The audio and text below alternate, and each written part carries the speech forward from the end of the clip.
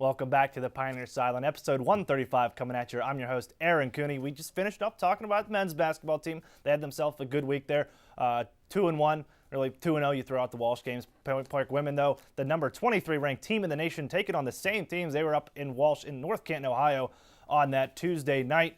Had the opening matchup there in that doubleheader, and there you see Point Park in the huddle getting set up. Number 23, 13-game win streak on the line here, but it's early on.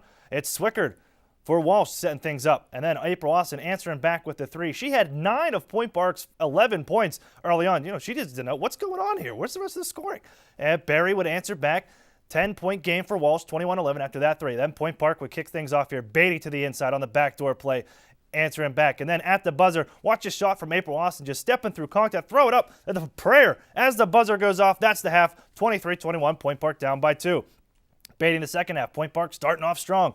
Nice bucket there. She drives to the inside. Then you'll see kick it out. Katrisa Savitsky. This might be the turning point. She would hit that three ball, but then 1 minute later, she would end up fouling out, and really things would kind of sputter from there for Point Park after they tied the game up on the inside. Dabble putting the rebound back up, and then Emily Taylor on the fast break answering there. Ashley Campbell, though, Point Park needed some points to get back into this one. Ashley Campbell did it there, ties the game up one more time, but then Taylor, the short corner jumper, that would put Walsh back up one more time. And at the free throw line, we got 7 seconds to go. Point Park is down by 3. They got to make something happen. Quickly get it up. Emily Shartner's the answer right there. Point Park down by 1, 47-46. They send Megan Hogg at the line for the 1-and-1. She missed the first, hits the second. 3 seconds to go. Point Park's got to get it up. Emily Shartner for the win at half court. No. That's how this one ends, 48-46.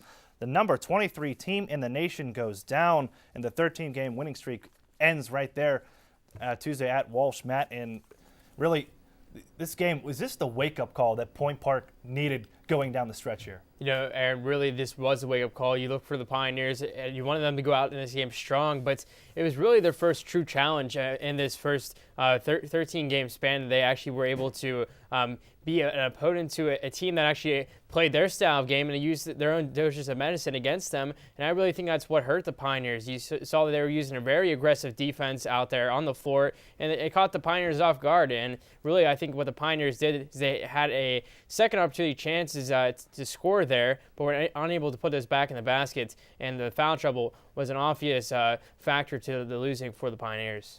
Might be the wake-up call they needed. How would they respond? They were taking on Roberts Wesleyan that Saturday, looking to lock up a playoff spot for Point Park. We were there with the highlights for you in the live broadcast as well on 670 AM WPPJ. But going into it, Point Park also looking for that win, taking on a tough Roberts Wesleyan squad. They beat them earlier on in the season when they went up to visit the Red Raiders. There you see Emily Shartner warming up. But on the inside, early on, they went to the biggins early on due to Roberts Wesleyan. There's Sarah Child for 2 on the inside. But Point Park looking to answer back. Emily Shartner for 3, taking the lead right back for Point Park.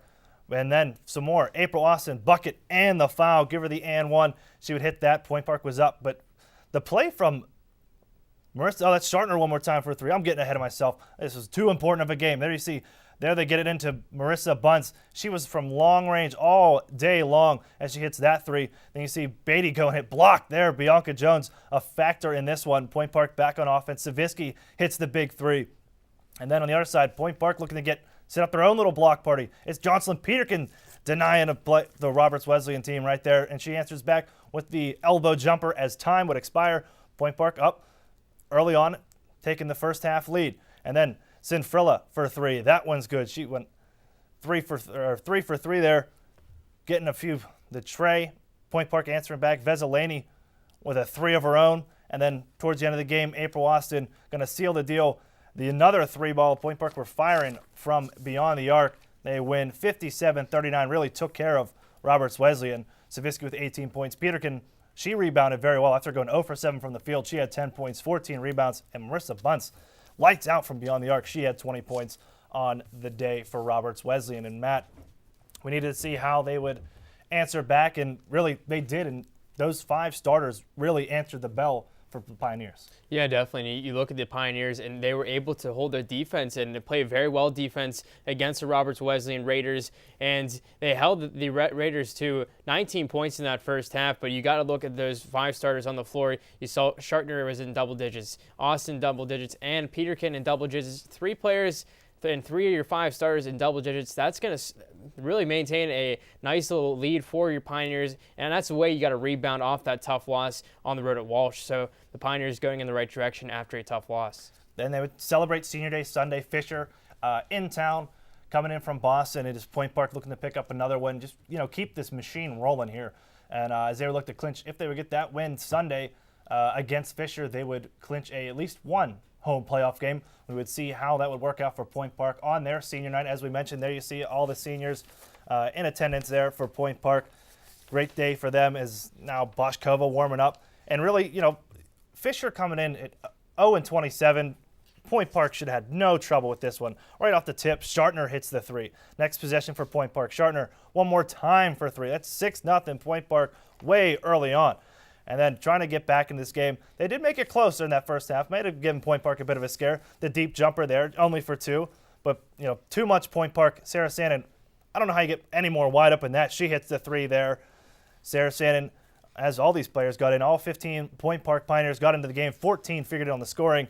As you see, Talia Hyatt puts up the 2. And then, Fisher, I don't know how you can play basketball with only 6 players. As one of their players goes down, they only had 5 the rest of the way, really, and a lot of foul trouble. They were all banged up. Sandin, one more time for 2. Then in transition. Talk about being banged up. Here's Teresa Davis, bucket and the foul. Take a look. She's got a little bit of a hockey player in her. She took a elbow to the nose and was bleeding. They had to put the gauze up there, a la Ryan Malone back in the 05-08 Stanley Cup final. But, hey, got to be tough as nails to play the game, Matt, and that's what Point Park did. Just manhandling Fisher the old country way, 88-50.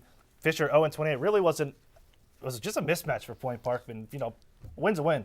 Yeah, you got to go out there and play your game, and that's what Point Park saw out there. They had the offense going for them, and they were the more healthy team out there. You saw at the end of the game, when we were at the end of the broadcast, we saw 5 out of the 6 Fisher players walk over to the trainer, and it's just really remarkable how they can have a team out there with only 6 players gone for the whole season. But the Pioneers, playing all 15 players on the roster, were able to get that victory, and it's just an inch closer to the AMC playoffs.